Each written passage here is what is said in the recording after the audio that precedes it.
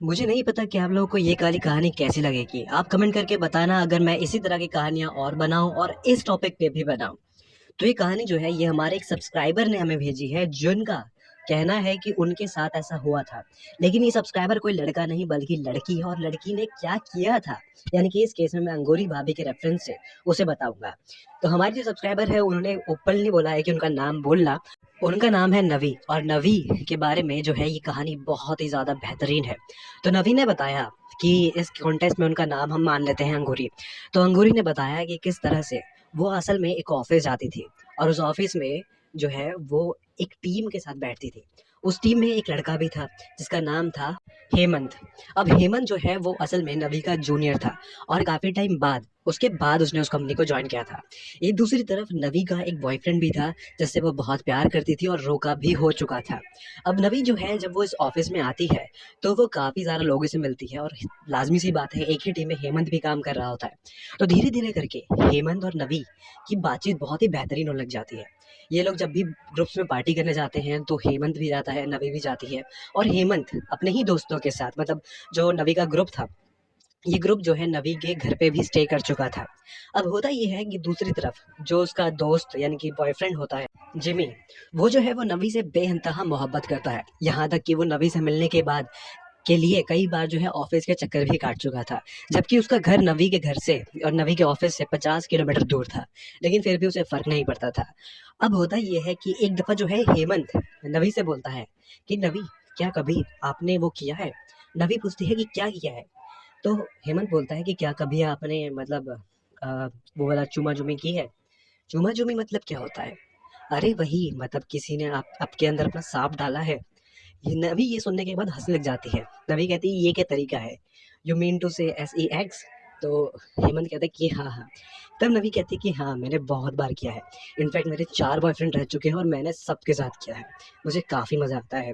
तब हेमंत कहता है कि क्या आप मुझे भी सिखाओगे? क्योंकि मुझे नहीं आता। नवी कहती है कि इसमें सीखना क्या है? ये तो अपने आप हो जाता है ना।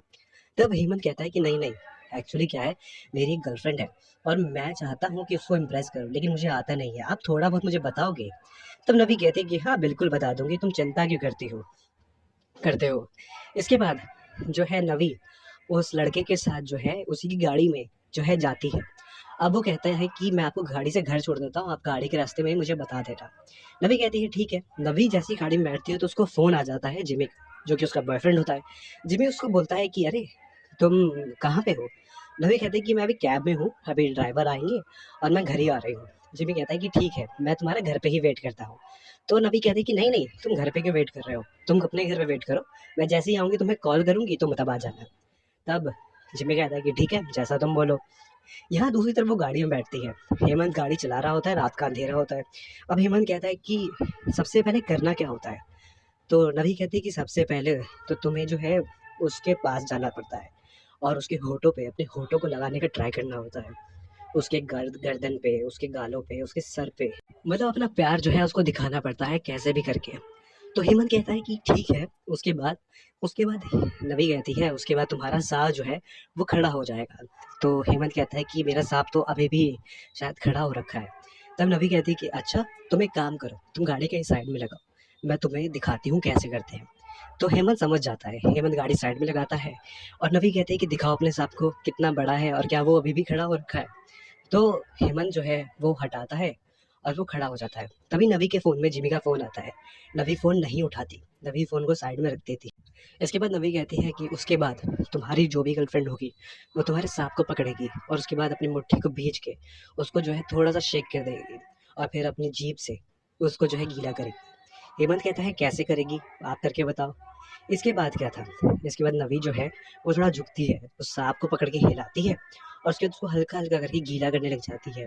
इसके बाद हेमंत जो है वो कहता है कि इसके बाद क्या करते हैं? इसके बाद नवी जो है धीरे-धीरे करके सब कुछ हटा के फेंक देती है और उसके बाद इन दोनों के बीच में काफ़ी ज़्यादा करीबीपन आ जाता है, रोमांस हो जाता है, जम जाता है। कुछ समय बाद नवी जो है जिमी को छोड़ देती है और जिमी और नवी ब्रेकअप कर लेते हैं। इसके बाद नवी और हेमंत एक दूसरे के साथ रिलेशनशिप में आ जाते हैं। लेकिन हेमंत एक ऐसा लड़का था जिसके साथ आप विश्वास कर नहीं सकते। तो हेमंत जो है कुछ ही टाइम में नवी को छोड़कर वहाँ से चले जाता है किसी दूसरी कंपनी में, किसी दूसरे के साथ, और नवी वहाँ पर अकेली रह जाती है। वो अपने बसे बसाए घर को छोड़ चुकी थी और अब उसके पास कोई भी नहीं था, ना दोस्त, ना प्यार करने वाला कोई हमसफ़र।